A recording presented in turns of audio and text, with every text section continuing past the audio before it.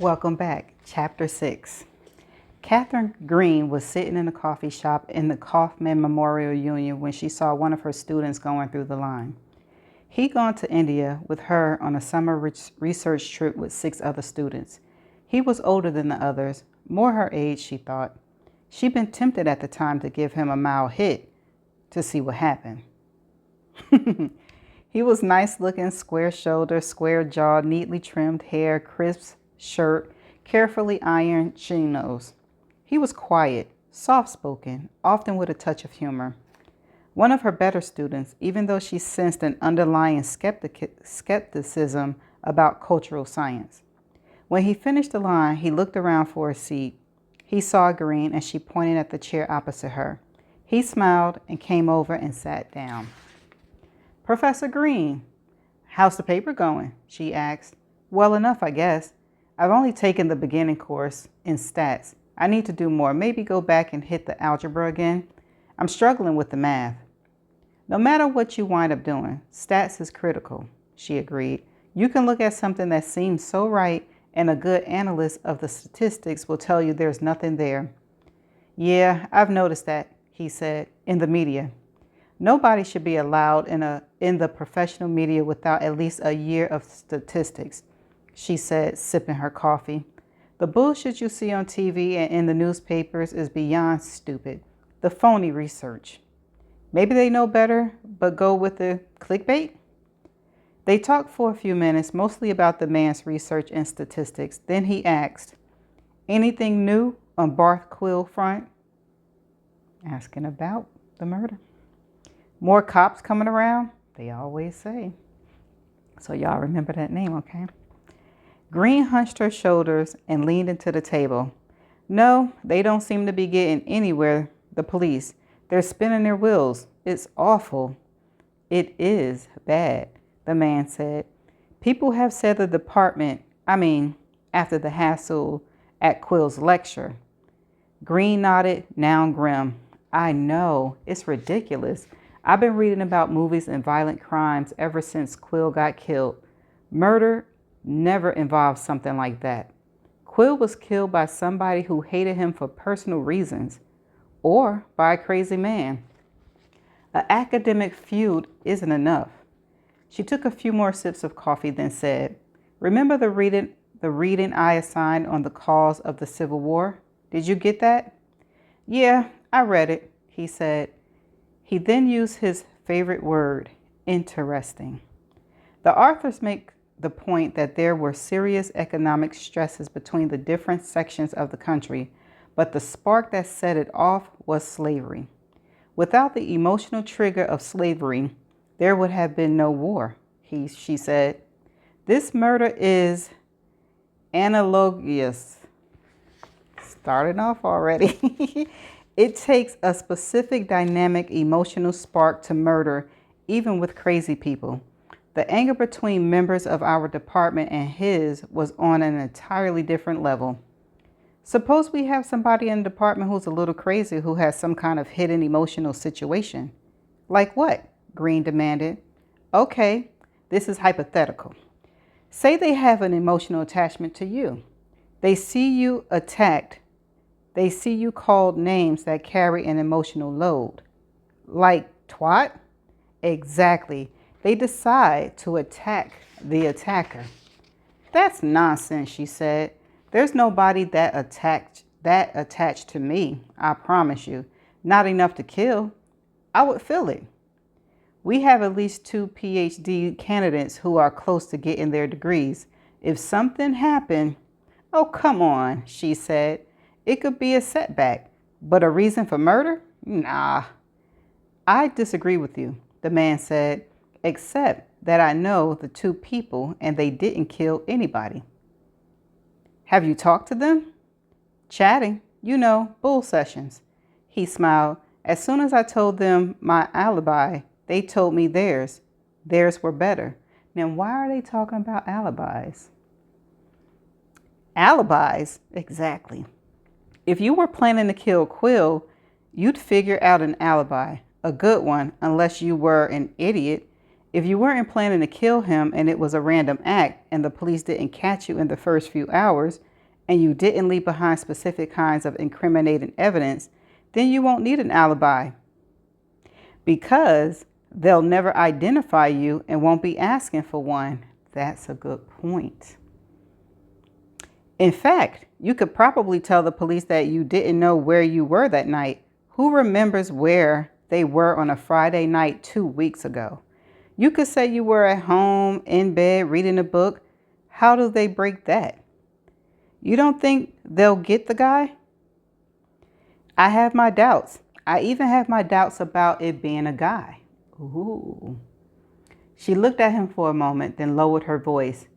I don't want you talking to anyone about this conversation. I won't, Scott's honor. He held up the 3 fingers in the Boy Scout salute. She smiled at that, then said, You know what I think? I think he was in the library with a woman. Maybe a paid woman for sex. And she killed him. Maybe not even on purpose. He did something she didn't like and she struck out at him. A prostitute? His eyebrows went up. That would explain a few things, like why he snuck into the library after hours. A man like that wouldn't want a prostitute in his house, Green said. He probably wouldn't want her to know where he lives or even his real name. I don't think. Where else could he go where he could be sure he wouldn't be seen? Green asked. Not a hotel, not around here. His face was too well known. He was hidden there in the library. They didn't even find him after he was murdered, not for days. A prostitute? An interesting idea, the man said. I wonder if the police are looking into it. Maybe you should be a cop. She pointed a finger at him. It occurred to me once that the cultural science would be an excellent background for a police officer. The life experience, the research we do, you begin to understand the fabric of culture. Cleet May was sitting barefoot on his couch watching a snooker tournament from England, swilling Dr. Pepper and eating Fritos when the doorbell rang. "Aw, shit," he muttered and got to his feet and opened the door.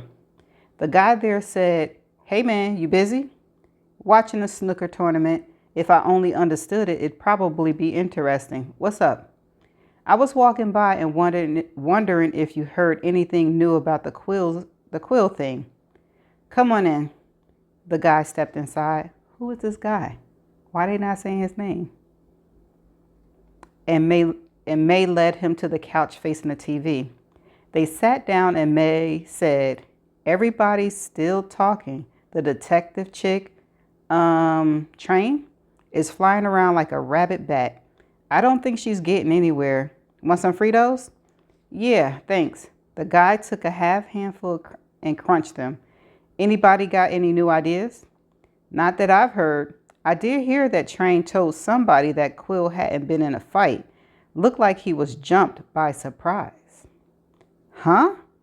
May turned towards him, hands cupped, intent. "Listen, I think Quill had that computer up there, the big one. I'm wondering if it was hooked into his lab. Maybe somebody was going up there in the middle of the night and using it to get into the lab files and download his research.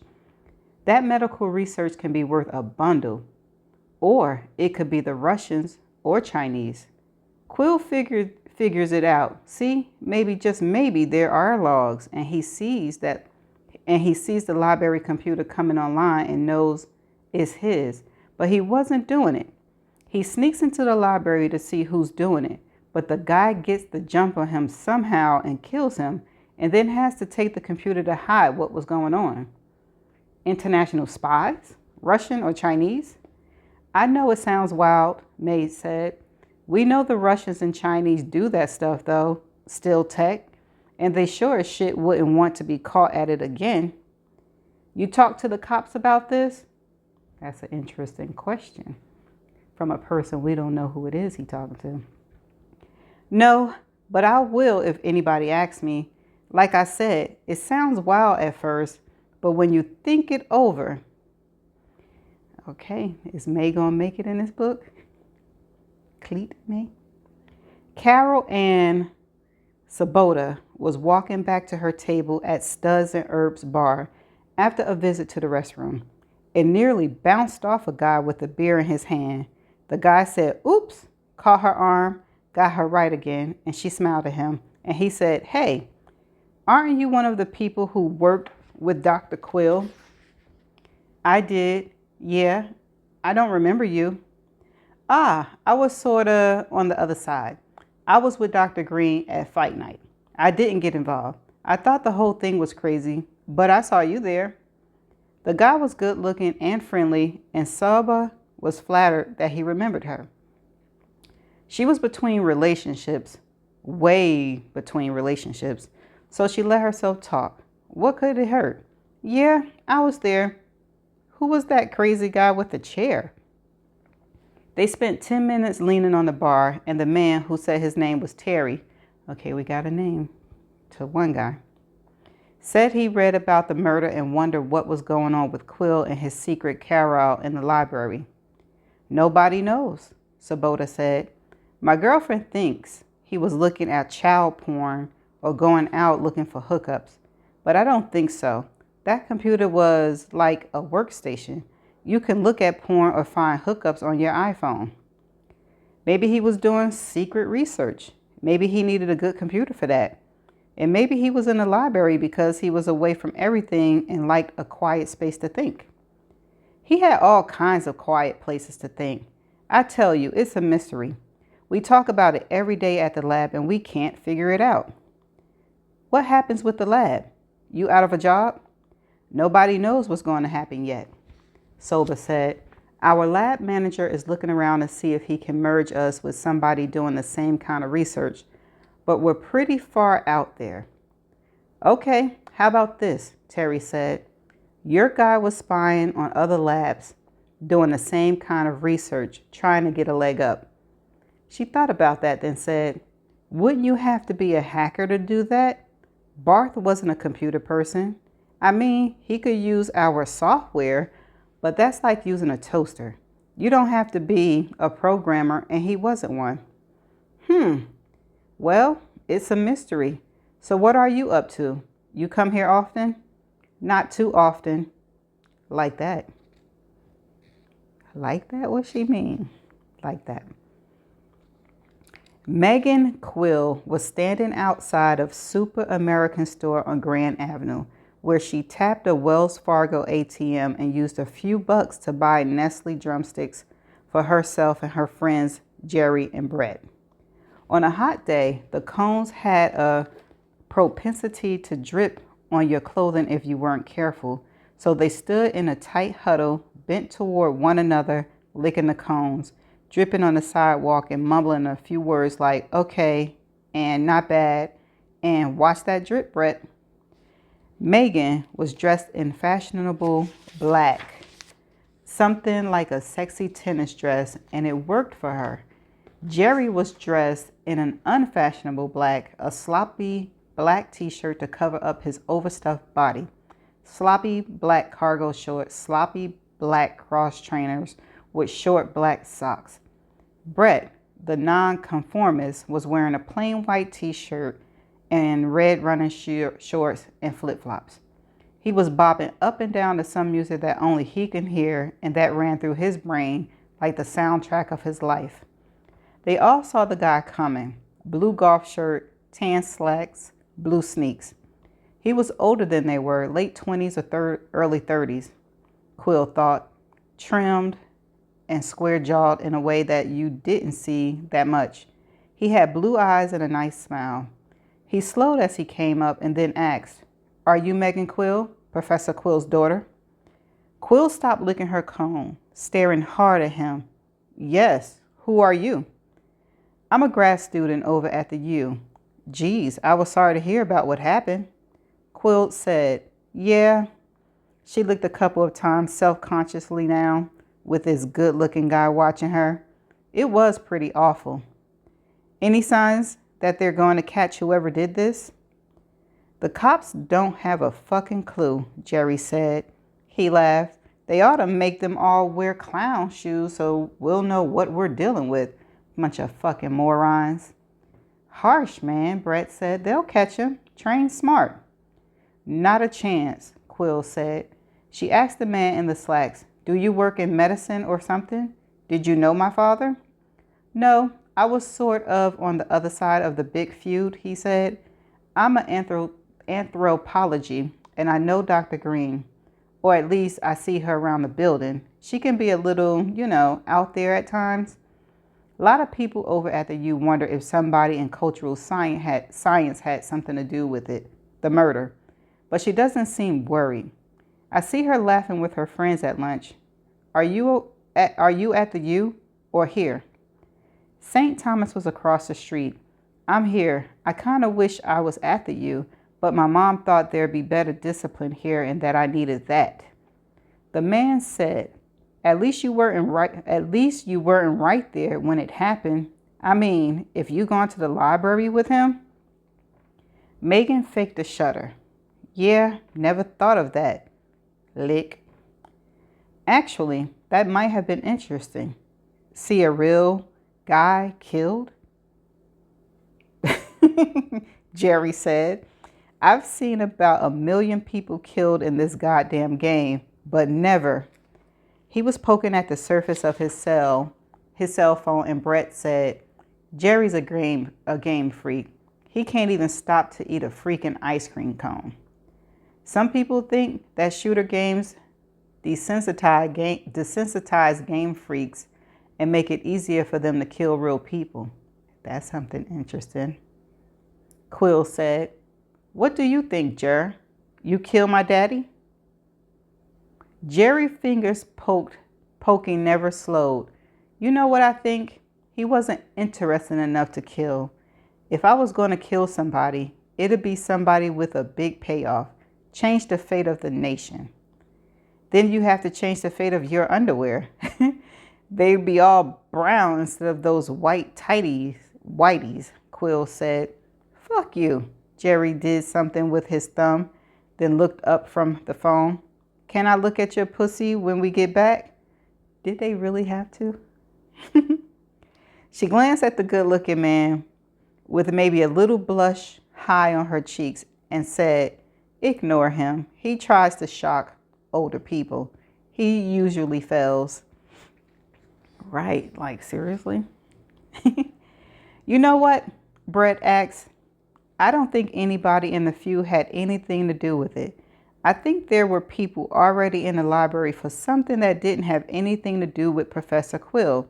Something illegal. He caught them and they killed him. You know, that's a big place. If you were up there late in the day, you could hide out, get yourself locked in, sleep there, probably go down in the basement. They've got a coffee place down there. Get something to eat. A street guy in there to steal stuff, or even some student who ran out of money. What could you steal in the library? The man asked. Books? Who want books? Brett shrugged. There's all kinds of stuff laying around. You don't think about it, but people leave stuff in their offices. Cameras, office equipment, tools. If you were strong, you can get out of there with a printer or something. Sell it at one of those used computer places. Good money if you're on the street. Quill snorted. You've thought about it. Brett. Well, yeah, I had to drop out the first semester of my 3rd year. I went to Spain that summer using my school money, and the folks wouldn't give me any more. Said I had to make it up. Fastest, Jerry said. He was back poking at his cell phone. How'd he get in this conversation? Oh, okay, it's back to Quill. Quill is the daughter. I was like messed up for a minute. Okay. They're good folks, Brett said. Anyway, seeing all the shit people leave around in university buildings, it was sort of tempting to pick some up. Quill, you do it? Go outlaw? Brett shook his head. Nah, I chickened out. Got a job pushing a broom over at the Harmart Mall. He did a comic head turn, checking the street with narrow eyes as if a cop might be listening. I'll tell you what. There was this storage area over at the mall, stuff they use in the restrooms. Toilet paper, paper towels, cleaning stuff. They'd order like 6 months supply at a time. in these big cardboard boxes. I'd push it a couple feet forward from the back wall. You couldn't tell. And I'd sleep back there. I had a foam mattress and a sleeping bag. I'd get off at 2 in the morning, shave and take a sponge bath in the restroom and bag out. Get up at 11, brush my teeth, hang out until it was time to go to work. My own little apartment. Cool, Megan said. Jerry shook his head. Pathetic. The unknown man said, I admire that. You got to do what you got to do. Did you go back to school? Brett flashed his smile. Yeah, I graduate this winter. Great. He turned back to Megan as he started to step away. Like I said, I'm sorry about what happened. She said, yeah, thanks. It's all a mystery. He ambled away and Brett, looking after him, said, that was sort of weird. And it was. Who was he? He never did answer who he was, did he? Guy on the street like that coming up to you? The guy got in a car 50 yards away, did an illegal U-turn, went past him, holding up a hand to wave. Megan nodded and said, I'd fuck him. Fuck me, Jerry said. No way. Why don't you fuck Elaine? She'd do it if you tell her where the sniper's nest is. Fuck that. She'll never get past it, Jerry said. She's hung up. And you won't get laid. She'll probably figure it out sooner or later, so you might as well make it sooner and get laid. Good point. Jerry was looking at the man in the car who stopped at the light down the street. He said nothing about Elaine, but he did say to Brett, you're right. That was weird. He lifted his cell phone and took a shot of the car. That was a good point. Good thing. You don't think... Quill turned and watched as the car accelerated through the now green light and went on down Cleveland Avenue. Brett, what? That he might have done it? That he was checking us out to see what we knew?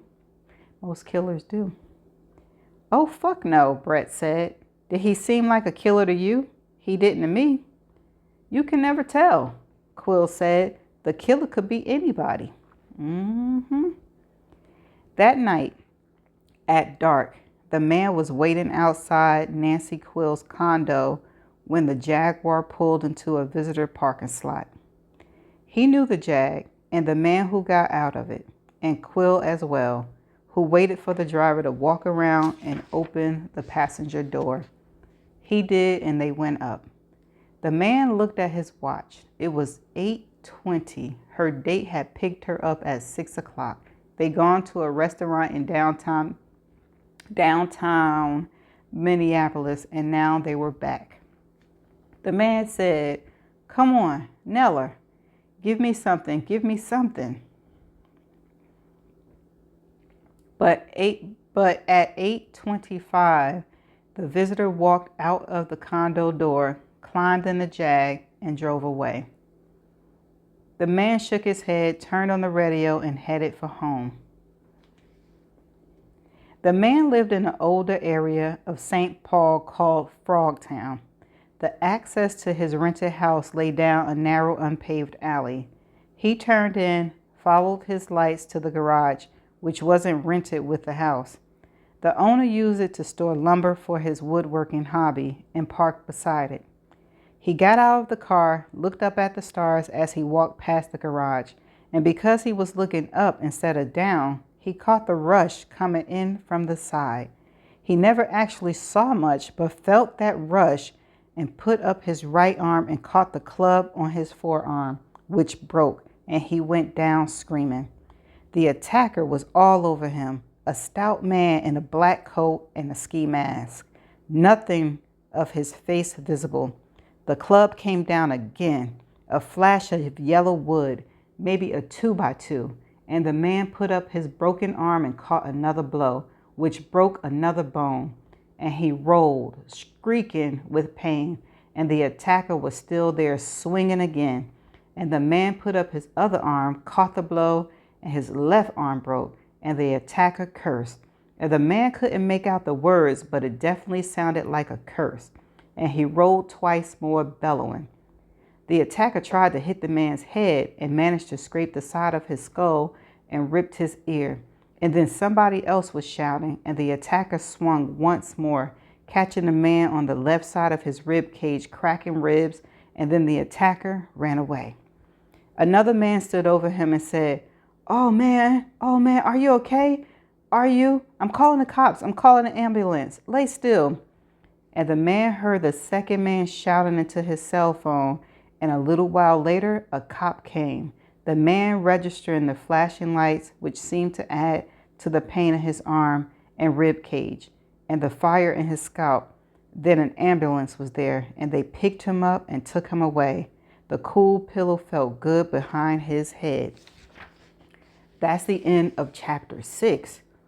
Okay, who was the man in the Jag that just got attacked, that was dropping off Quill's daughter and only stayed 5 minutes? And why did he get attacked? Okay, we're going to have to find out who that is. We will find out who that is, right? Because they got to say who it is. I wonder if it's Clete May. But anyway, there was a guy that they just kept saying the man.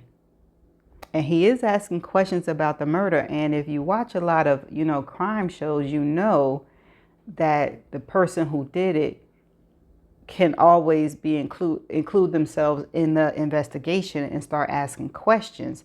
So that's another suspect. I don't know how many I have. I think he's the second or third. Okay, daughter, him, the person 3. Okay, and the person he was with in the library, because that person is still on my radar. Okay, so the interactions with the 3 people, the daughter, Quill daughter, Brett, and this person, why do they have to add weird stuff into this? Like, could you just get with the story? Why you got to add all of that? But anywho, so it was some really good, information going on in this chapter, good questions going on in this chapter. Like, they question, how did the person get into the library? Is it a fight between the 2 departments? Why did they take the computer? Was the computer there? And Shanta said the computer was Professor Quill's there, so it was there already. But why did the person take it? I knew they used it as a weapon, but why did they take it? And what was they there for? Okay, so those questions that should come on, the answers to those questions should come on down the line eventually. Okay, so there was one word that I don't know how to pronounce, and I don't know the definition of it. So stay tuned for the definition video. Next. And welcome back to the definition video. The word is spelled A-N-A-L-O-G-O-U-S, and this is how it is pronounced. Analogous. Analogous. I don't think I said that. It's an adjective. It says comparable in certain respects, typically in a way which makes clearer the nature of the things compared. Okay, I know I said I wasn't going to do this, but because I'm a little bit organized and it's not that many words, I'm going to go back into where it was in the chapter. Okay, so it says, without the emotional trigger of slavery, there would have been no war, she said. This murder is analogous. Analogous. It takes a specific dynamic emotional spark to murder, even with crazy people. Now, does it make sense? Comparable in the certain respects, typically in a way which makes clearer the nature of the things compared. Okay, it makes sense. Okay, so that's the end of the definition video. I shall see you in the next chapter. Bye for now.